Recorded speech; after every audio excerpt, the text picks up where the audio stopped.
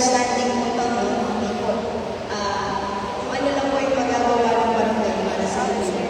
Kung ano rin po sana yung magagawa natin para sa barangay para masolusyonan po yung lahat ng problema. So, yun, nakabalata na sinabi ko.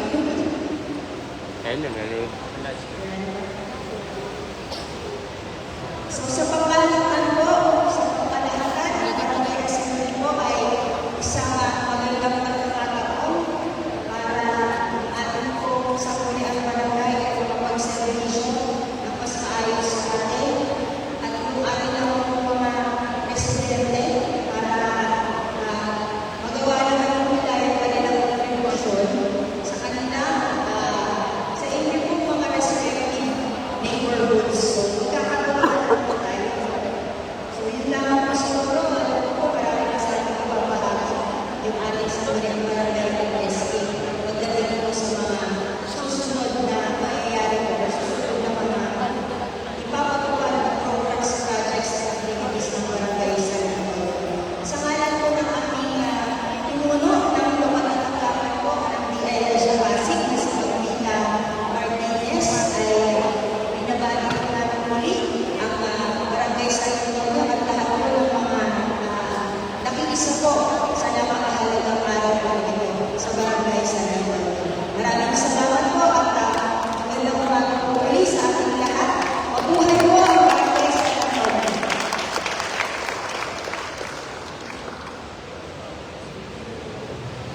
Maraming salamat po sa ating representative from JLG, si Ms. Maren Bernardo Marcelo, at aming ibang pagbati ngayong mga mula sa Barangay San Antonio. So ngayon nga po umaga, katulad po ng nasabi ni Ms. Maren, ating po magpupukayan kung ano yung mga project, programs, and activities na nangyayari ng ating sangguniang barangay. So dito po is, hindi nga po lang sila ang nagbigay nito kundi collective efforts din po ito ng mga empleyado at ng mga ating residente sa Barangay San Antonio. Kaya para magbigay po ngayong umaga sa ating ang kanyang State of Barangay Address, ating pong malakpakan ang ating punong barangay, si Honorable Chairman Thomas Raymond Lisey.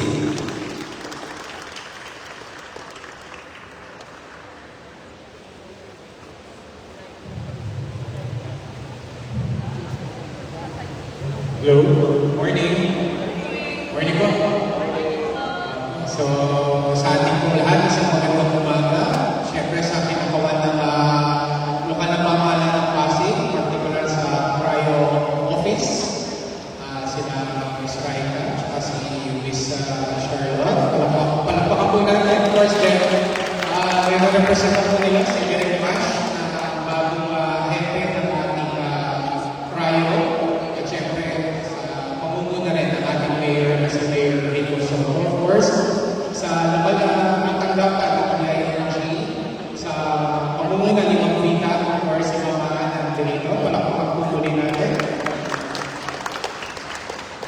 Alam ko, Mama, mas mahaba pa sasabihin ko kaysa sa ulan ko eh. Pero buti na lang. So, syempre sa mga kinakawan din po ng ating mga civil society organizations na nakandito po ngayon, no? Kasama natin sa pagpilingkod sa ating barangay, of course, sa ating mga residente, mga empleyado na nagdirito din po ngayong umaga. Maraming salamat po sa inyong pagbahagi ng inyong oras. At syempre sa ating SK Council, sa pamumunan ni SK Chairman Justin Garde, maraming salamat. Magayon din sa sangguniang barangay ng Barangay San Antonio, full force.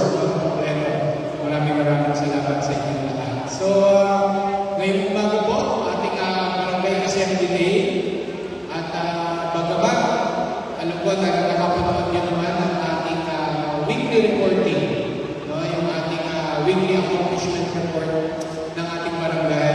Pero again, sabi na ni Mamaan, direktiba po ito sa atin na twice a year ay gumawa tayo o magsagawa tayo ng ating barangay assembly na kung saan tayo po ay magugulat ang ating mga accomplishments for the last 6 months, mga dalawang semester po.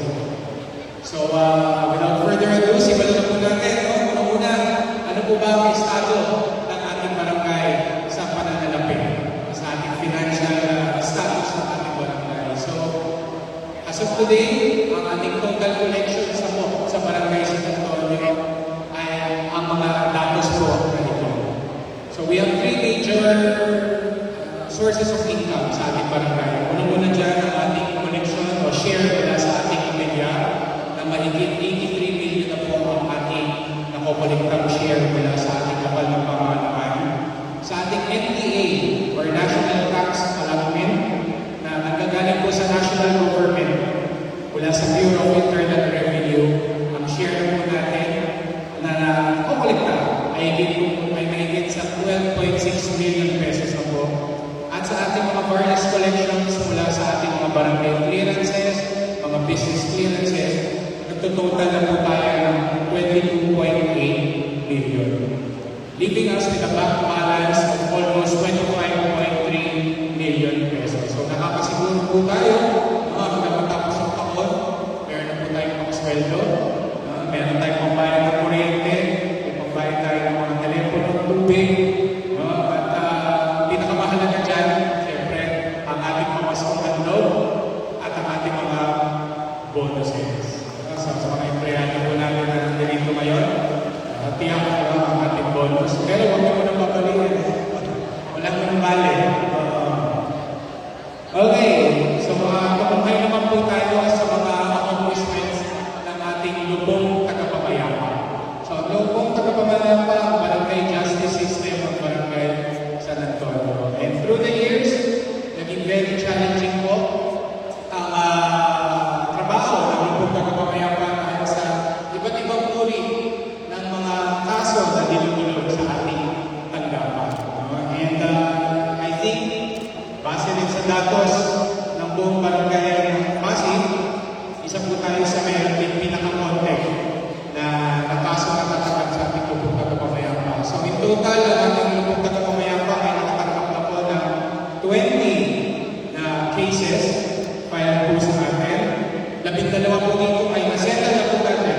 Nagkasundo na po. 5 dito ay nag-issue na po natin ng certificate of file action dahil talaga hindi sila magkaayos sa ating lubon. Or bukod dyan, hindi natin sila magpagkaayos.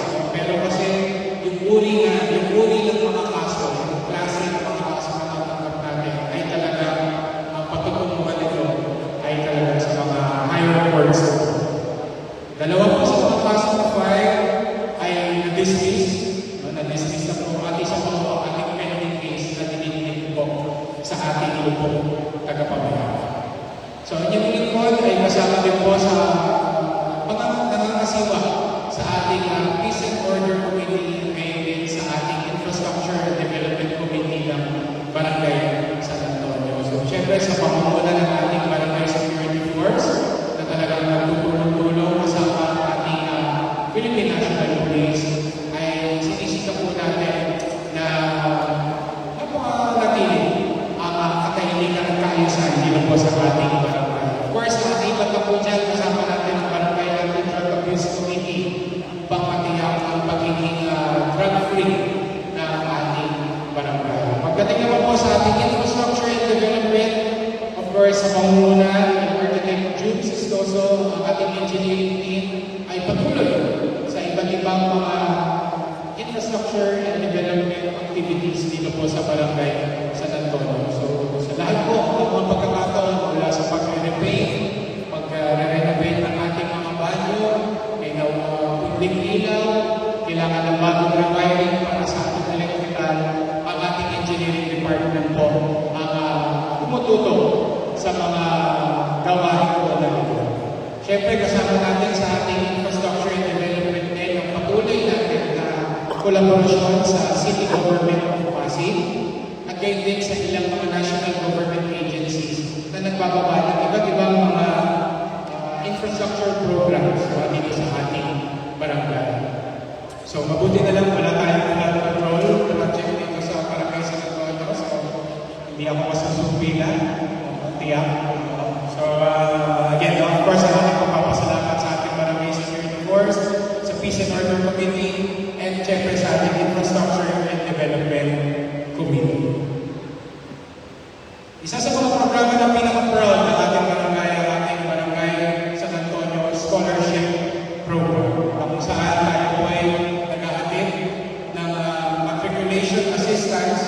at gayon din monthly allowance para sa ating mga college scholars.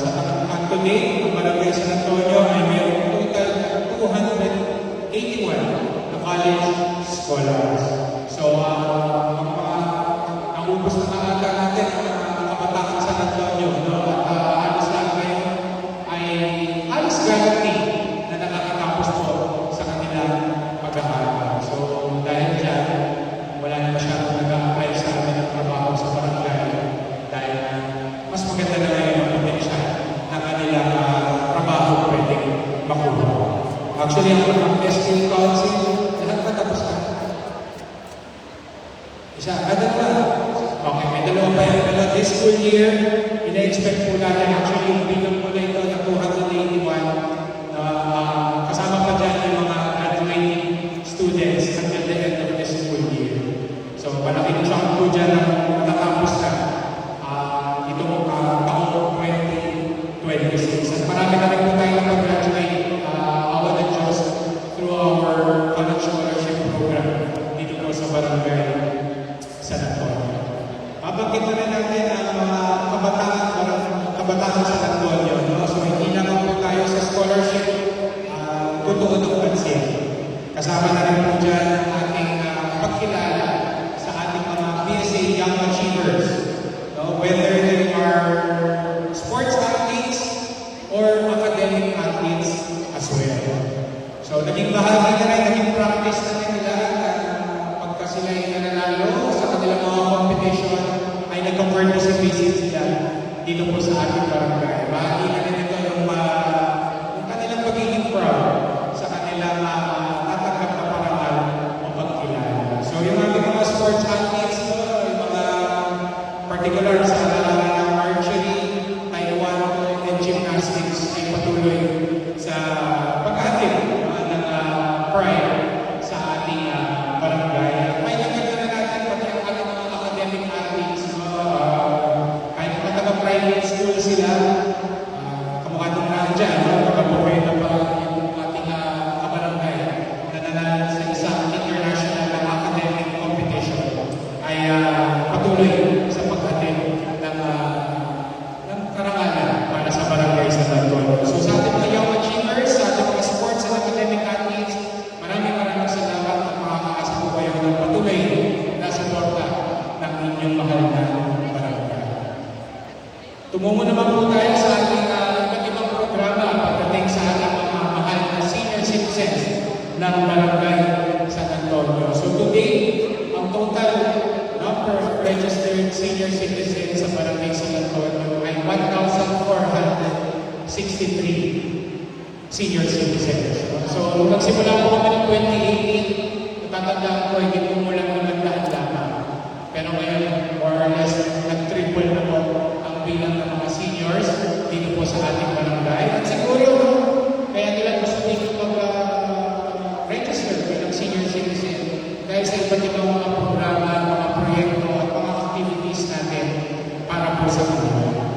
So, ilan sa mga natatanggap at patuloy na tinatanggap ng ating mga senior citizens ay ang 1,000 pesos na mid-year cash gift, 500 pesos na Christmas cash gift, additional 5,000 sa non-centenarians, at additional 10,000 sa mga centenarians. Ang bukod pa ito sa ibinibigay ng lokal na pamahalaan at ng ating national government. Of course, may birthday packages, pamaskong lando, at iba't ibang assistances na natatanggap sa ating barangay. So, kumbaga, dito pa lamang sa ating mid-year cash gift at Christmas cash gift, mahigit 2 milyon na po ang ina-allocate ng ating barangay council para sa ating mga mahal na senior citizens. At syempre, very proud kami sa aming programa na tinatawag na Senior Care Program.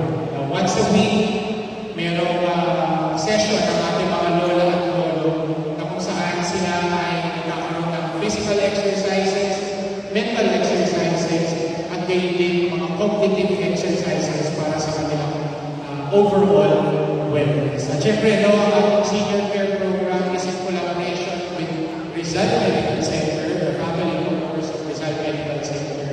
At kamakailan ay nagdaos na tayo ng ating unang anibersaryo sa ating Bukod dyan, tuwing Oktubre din, ay ating pinagdiriwa ang Elderly Binuwi na ginawa natin in collaboration with Rizal Medical Center and with the Philippine Dental Association, Pasig, Pateros, and Taguig chapter. So sa ating mga lola at lolo, aking pagpapasalamat sa inyong patuloy na pagtangkilik sa iba't ibang mga programa ng ating barangay. Sa kanya po ang aming patuloy pa na mag-enhance, mag-nurture ng ating mga programa para po sa inyo. Of course, ang ating mga barangay employees ay patuloy din sa ating pagbigay ng sapat na atensyon para sa kanilang overall wellness and development. Kaya patuloy ang ating mga skills development programs, mga seminars, mga trainings, hindi lang po barangay initiative, kundi initiative pa ng ating lumalang pamahalaan ng Pasig. Siyempre, kasama din natin dyan ang iba't ibang mga NGO, mga CSOs po natin, nag-conduct ng mga training, katulad ng Institute for Politics and Governance. Of course, kasama na rin ang iba't ibang mga bonuses, kasama ko ng kanina, pero wala mo na babali, siguro mga ilang weeks pa, interest kayo babali. Pero again, bukod siyempre sa mga financial benefits ng ating mga barangay employees, kasama na rin ang kanilang mga health benefits. So, kapakailangan sa tayo ng kanilang overall wellness check-up, ang kanilang blood work. So, para masiguro ang maayos na estado ng kalusugan ng ating mga mahal na empleyado. Siyempre, kasama na rin dyan ang pagsasakayos ng mga files. Maayos na yung ating mga 201 files, digitized na ito, of course, sa tulong ng University of Asia and the Pacific. Siyempre, ang barangay San Antonio ay isang napakalaking komunidad. So, bahagi din sa challenge ng barangay San Antonio na palakasin, patibayin, palawigin pa ang ating mga community relations. So, kasama na dyan, siyempre, ang ating papalakas ng ating relations with the business community. Of course, iba't ibang mga barangay San Antonio based na mga CSOs, mga civil society organizations, tulad ng OKAI, ng APOSI, ng Rotary Club, nang sa ganun ay sa ating patuloy na pakikipagtulungan ay mga paghatid tayo ng iba't ibang mga programs, projects, and activities para sa ating komunidad. Of course, sa ating mga organizations tulad ng Brigade Island Guardians na patuloy na tumutulong sa ating mga regular activity drive dito po sa barangay San Antonio. So sa ating mga PSA base na mga CSOs, maraming salamat at sana hindi kayo magsawa sa inyong patuloy na community relations dito po sa ating barangay. Siyempre, ang barangay San Antonio hindi matatapos ang aming ulan nang hindi natin naibabahagi ang ating iba't ibang mga collaborations. Mahilig tayo sa collaboration. At dahil na ako sa mga collaborations with different organizations, national government agencies, at local government, ay patuloy po tayo sa magsasagawa ng iba't ibang mga proyekto at programa para sa ating barangay. So, nandiyan na ang mga collaborations natin with the learning institutions.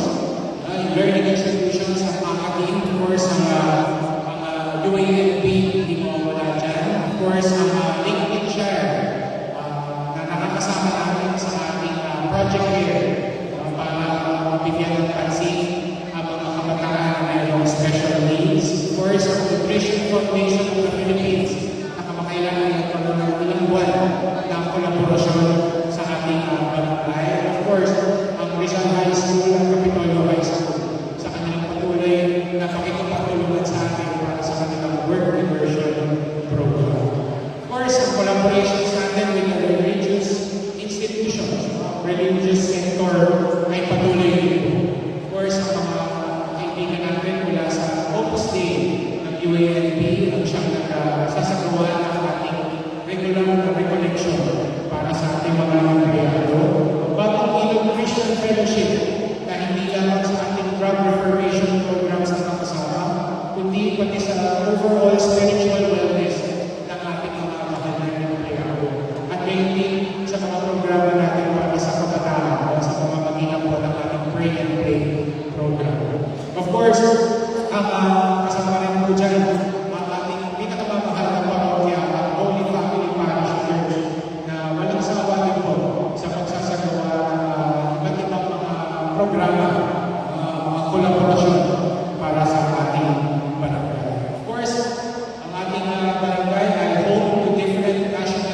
government agencies. No? So kasama na dyan ang ating pagsasagawa ng iba't ibang collaborations with the Department of Economy, Planning and Development, DepEd, o ating tinatawag na NEDA.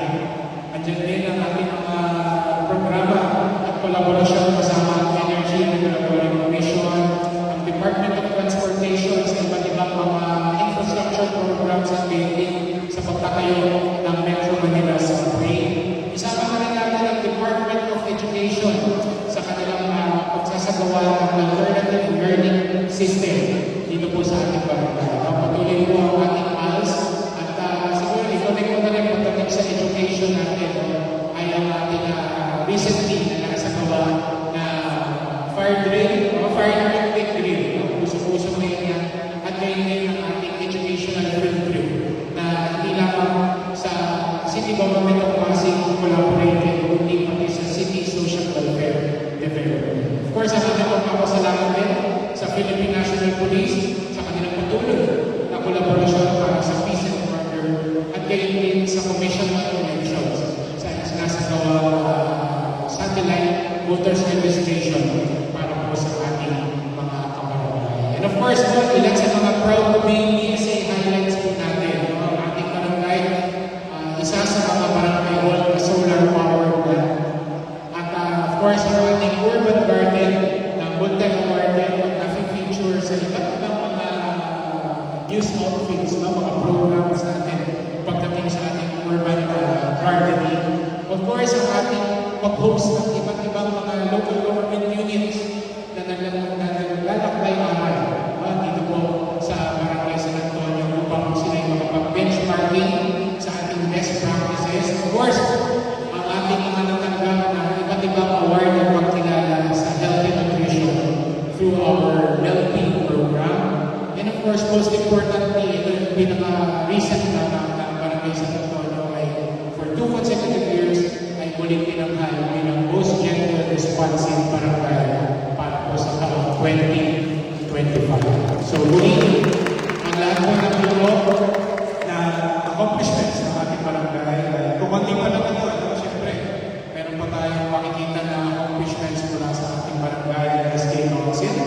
Pero hayaan niyo po ako na makapagpasalamat hindi naman sa ating mga barangay employees, sa ating presidente, sa ating mga NGOs, mga CSOs, maraming salamat sa ang mga programa nito, mga accomplishments natin ito ay hindi ko magagawa ang ating barangay council na gagawa po natin ito sa patuloy na pakikisa at pakikipagtulungan para po sa ating barangay. Siyempre, lahat ng ito, naman ang mga natanggap natin ng pagkilala o panalo na natin ay panalo po natin. So from the bottom of my heart, magpapasalamat po sa inyong lahat, sa ating mga kabarangay na nanonood sa ating Facebook Live. Maraming salamat po sa inyong lahat. So again, para po makita natin ang mas malawak pa na accomplishments ng ating barangay for the last 6 months ang inihaat at sa ganun ay mas lalo pa natin maintindihan at ma-absorb natin ang mga activity ng ating barangay council nito sa district. So muli, maraming salamat po sa inyo lahat. Mabuhay po ang barangay sa Antonio.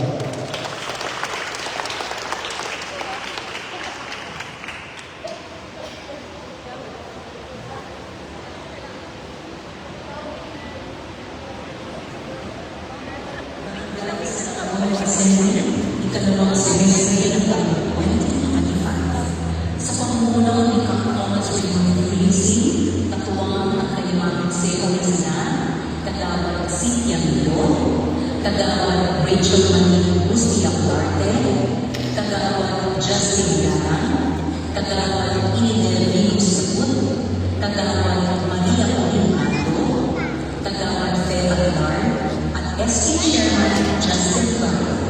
Sa tulong din ni Barangay Secretary Nixon Perez at Barangay Treasurer Rosalie Navarro. Si Atulismo sa pagpunong ng Kagawad Venus si Galing. Buwan-buwan ay tuloy-tuloy pa din ang ating sigaling free art workshop program program na ngayon ay mas naging makulay dahil sa iba't ibang kolaborasyon. Kabilang dito ang ating pakikipag-ugnayan sa Panginoon Christian Fellowship, sa pangunguna ni Pastora Odette Dizon at sa mga student trainees ng Nutrition Foundation of the Philippines. Football Meetup. Kamakailan din ay ginanap ang isang football meetup dito sa ating barangay, isang kolaborasyon sa pagdalang sa Healthy Worldwide Football 2025 at Exposure Zone 4 Day Football sa pangunguna ni Mr. Roberto Galian. Isa siya sa mga Fujian ambassadors. Sila rin ang kailangan sa ating mga regular na syndicated participants. Workshop on the promotion of cultural heritage in Pasig. Noong September 26 to 27, tayo rin ay lumako sa workshop on the promotion of cultural heritage in Pasig na nilaruhan ng mga history teachers at cultural workers, isang hakbang tungo sa mas malalim na pagpapahalaga sa ating kasaysayan at kultura. At tulad na ang napakabilis ng panahon, Pasko na naman. Nagsimula na rin tayo sa paglalagay ng mga at palagati, mga paroles naman at ang taong-taong bigay ng isisilong paaralan ng kahalahan ng pamamaraan araw-araw. Sports and Youth Development sa pamumuno ni SK Chairman Justin Zigarde.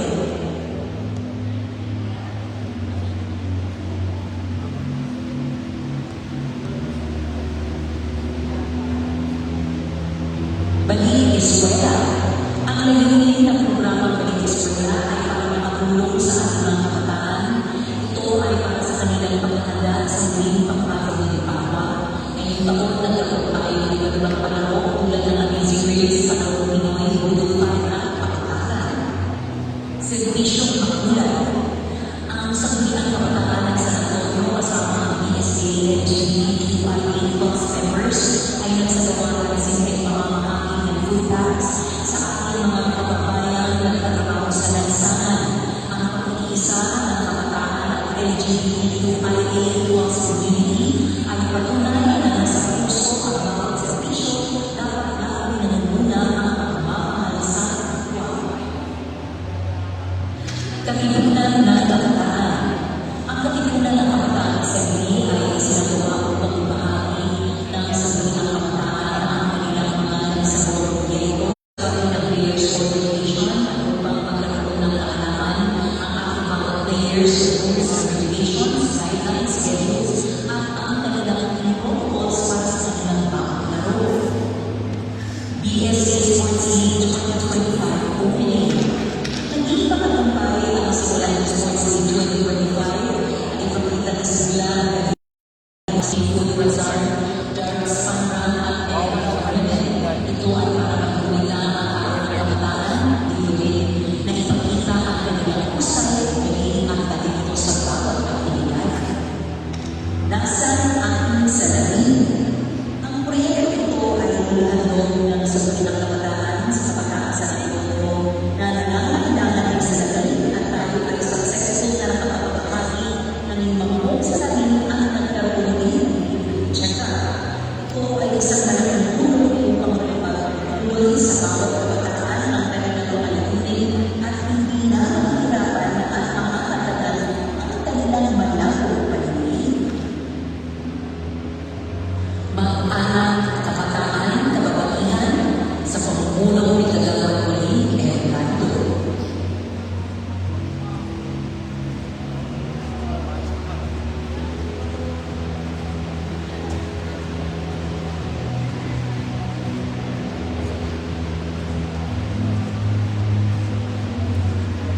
National Resort Parent Week Celebration. Pinangunahan ng ating magiging ng miyembro ng PSA Resort Parent ang ating anniversary ceremony bilang pagdiriwang ng National Resort Parent Week. Sila din ay nagkaroon ng seminar patungkol sa RA 11861 or Expanded Resort Parent Welfare Act at binigyan ng grocery bags. Health and Wellness Program. Upang bigyan ng kilala ang mga haligi ng ating mga lahanan habang pinagdiriwang natin ang araw ng Ama, miyembro ng LGBTQIA+ sa komunidad at sa pagdiriwang ng Pride. Nagtatag po tayo ng mga libreng servisyong pangkakasulan. Sila ay nakapag-avail ng libre-libre, manicure, pedicure, masahe at dental check-up. National Disability Rights Week.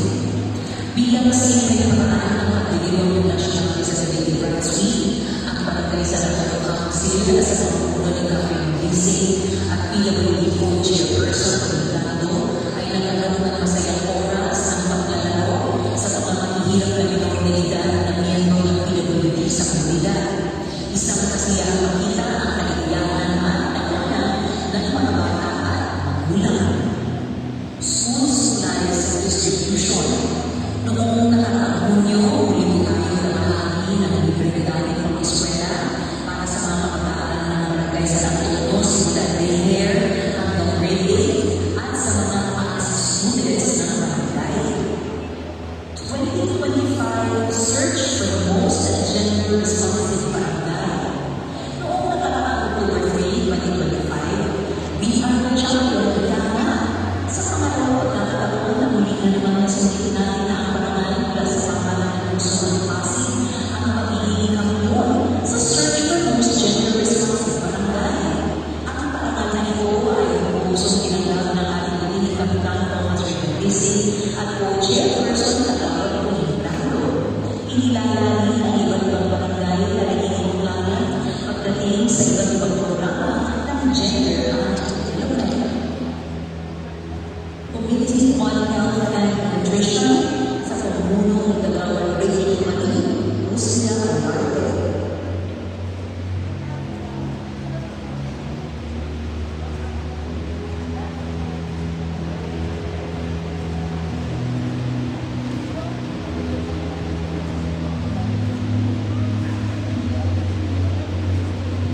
Maglulunsad ng PSA Love Monthly Program para sa mga anak. Ang programa ito ay itinatag ng tulay pang-ekonomiya para sa mga ina sa ilalim ng First 1,000 Days of Life Program upang makatulong sa kanilang kamatayan at kalusugan ng kanilang mga anak. PSA Love Foundation Station Launch at patuloy na breastfeeding counseling. Bukas sa ating station, Monday to Friday, mula 8 a.m. to 5 p.m. para sa breastfeeding. Ang counseling naman ay sinasagawa kada Wednesday ng umaga. PSA Baby Love Awarding offers immunization certificate at distribution of goodies. Ang mga babies mula 6 weeks hanggang 1 taon ay nakatanggap ng full immunization at goodies at certificate mula sa ating health center. Mandatory food fortification certified healthy food study at display pack distribution. At nagtatulong sa pagpapapara ng food fortification law, pinakilala ang PSA Healthy Food Choices Rack sa ating mga tindahan at kaligaya. Healthy Bodies Wellness Pop-Up. Patuloy natin pinapakita ang ating servisyo sa mga buildings at communities tulad ng medical consultation, diet counseling at flu vaccination para sa senior citizens. Annual Pet Blessing. Sa ating 8th Annual Pet Blessing, nakatanggap ang 65 Hermes ng kanilang certificates. Nutrition and Emergencies Lecture sa iba't ibang building ng Ortega Center. Bilang pagkakanda sa sakuna at pagtutuon ng nutrisyon, inumpisa na ang Nutrition and Emergency Lectures sa mga kondominium at Ortegas buildings bilang suporta rin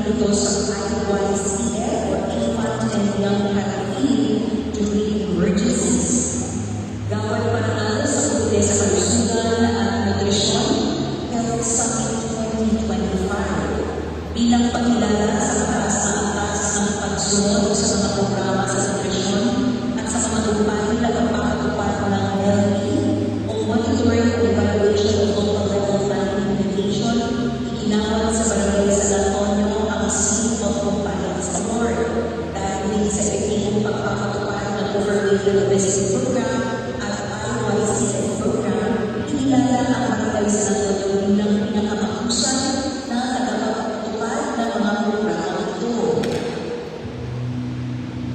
Laban kontra droga sa pamumuno ni Kagawad Cynthia Milo.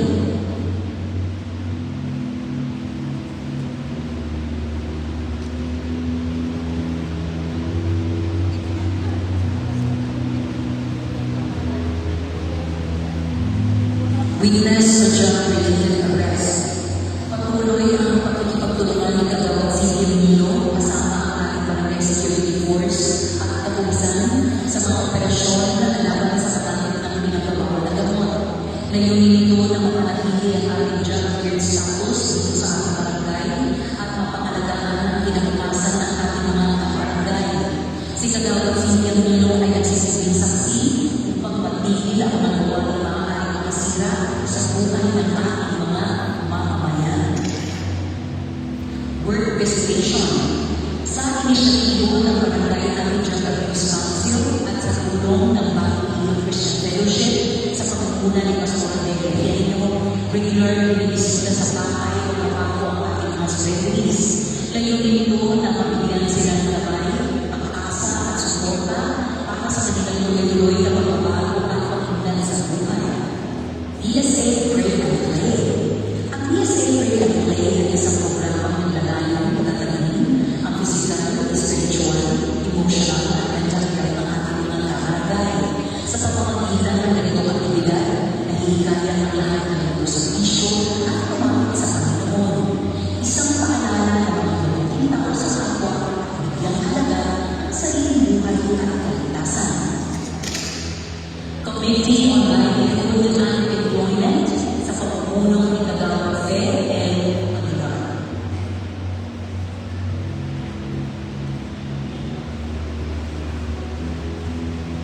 Texas Skills Training. Sa koordinasyon ng TESA at Academy of International Culinary Arts sa Canada, tayo po ay nakapagbigay ng libreng kurso para sa Brand-Based Training with NC2 certification. Job Site Program. Sa pakikipagtulungan ng Department of Labor and Employment at Pasig City Public Employment Service Office, tayo ay nakapagbigay ng technical skills training with paid internship sa isa sa ating mga kabarangay na maaaring bigyan ng job offer sa pamamagitan ng partner companies sa Australia Plaza Hotel kung saan siya ay na-assign sa food and beverage. Special program for employment of students.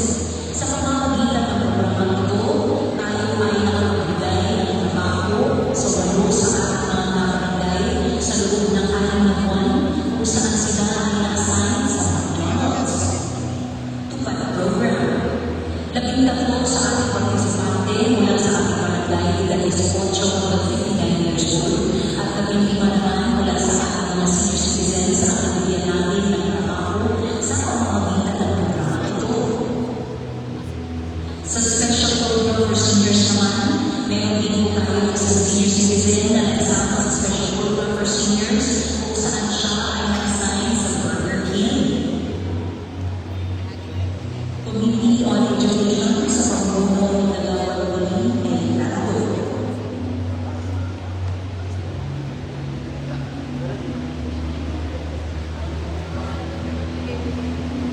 Recognition Day. Layunin itong kilalanin ang kanilang mga tagumpay at kayanin silang ipagpatuloy ang pagsusukat sa larangan ng edukasyon sa pamumunan ng Komite ng Edukasyon ng Barangay sa Antonio, nakuwang ang mga guro at kanilang mga magulang ay matagumpay na naisagawa ang Recognition Day. Moving Out Ceremony. Isa ito sa pinakamahalagang lingkod sa buhay ng bawat mag-aaral, isang pagdiriwang ng pagtatapos ng isang aras at simulan ng bagong kabanata tungo sa mas mataas na edukasyon. Bayanihang huli. Layunin itong ihanda ang Child Development Center para sa pasukan sa pamamagitan ng bayanihan. Pagtutulungan ng mga guro, magulang, mag-aaral at iba't ibang pang sektor ng komunidad. Nutrition Month. Bilang suporta sa pambansang kampanya sa wasong nutrisyon, nag-isa ang San Antonio CDC sa pagtataglil ng pagkain, kalinisan at kalusugan ng mga kabataan at magulang.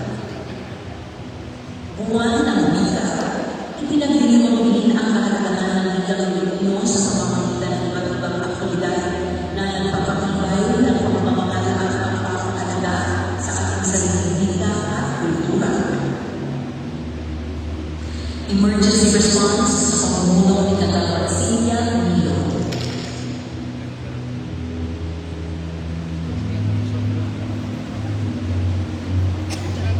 Emergency response at patient transport. Simula sa emergency response, aktibong tumutugon ang barangay sa iba't ibang uri ng pang-emergency na sitwasyon. Ilan sa mga ito ay ang pag-update ng mga constituents at non-constituents para sa patient transport. Kabilang na ang mga legalized patients at iba pang kaso na medical emergencies. Hindi rin nagpapakuli ang EMS team sa pagbigisang aksyon sa mga insidente tulad ng vehicular accidents, trauma cases at iba pang uri ng emergencies.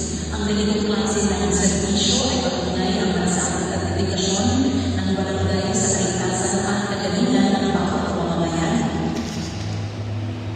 Coordination meeting.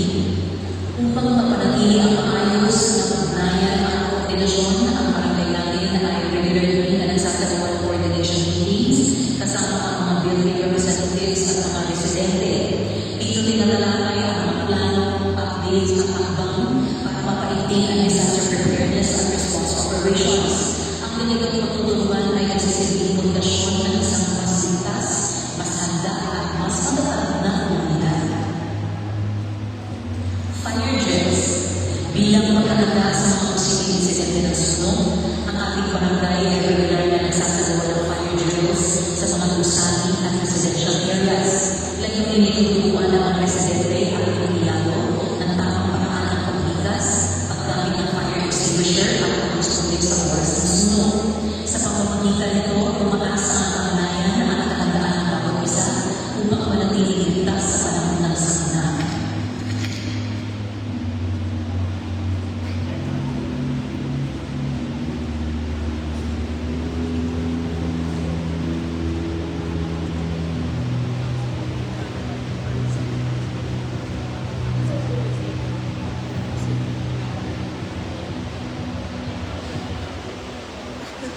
Environment sa pamumuno ni Kagawad Justin Gan.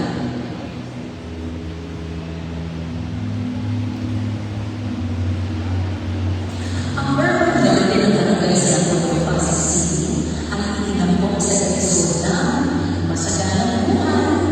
Dito, pinakita ang best practices ng ating mga urban gardeners sa pagtatanim, pag-aalaga at pagkain ng mga halaman na ibigay buhay sa ating komunidad.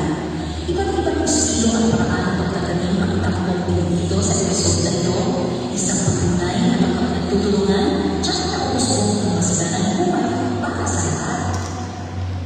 Ang ating barangay din po ay isa sa pagdiriwang ng World Cleanup Day at International Coastal Cleanup Day.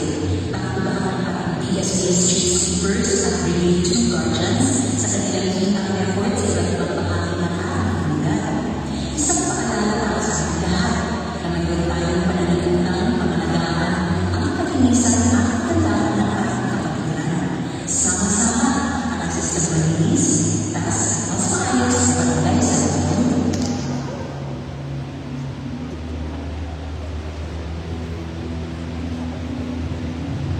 Okay, so, ayan po, mga barangay, ayan po ang ulat or accomplishment reports po ng ating sinulang barangay at ng SK Council. So, yun po ay, of course, sa tulong po ng ating barangay volunteers at sa participation din po ng ating mga residente dito sa barangay San Antonio.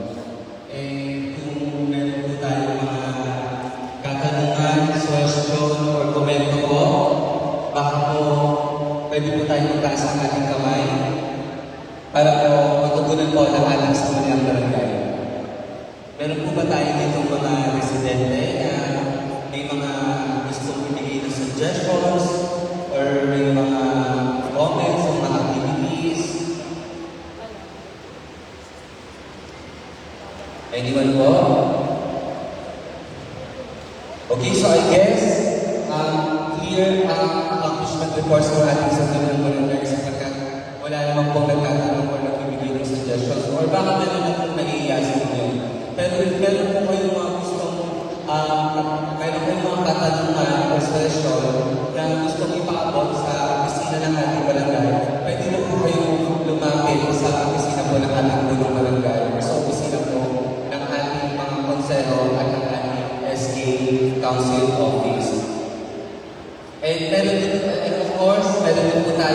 Facebook page. Okay, so may Barangay San Antonio Pasig City page tayo. And may mga iba din po tayong pages po. Even ang SK po, may mga pages po in other communities. So medyo ano na tayo ngayon, medyo high-tech na Gen Z na tayo. Kaya madali na lang po ang ating communication sa ating barangay. Kaya po, pinapagod po namin muling bibiyang barangay council na if ever po, ano po yung mga katanungan at suggestions po or kailangan matutunan sa inyong pamumuhay po, pwede po kayo muna po sa ating barangay, whether it's emergency or sa health, sa ating environment, and the different communities po. Okay, so with that po, maraming salamat po. Muli, maraming salamat po sa inyong lahat sa ating SK Council sa pamumuno ni SK Chairman Justin Carden, and of course, sa ating sangguniang barangay sa pamumuno ng ating kapitan na si Cap Thomas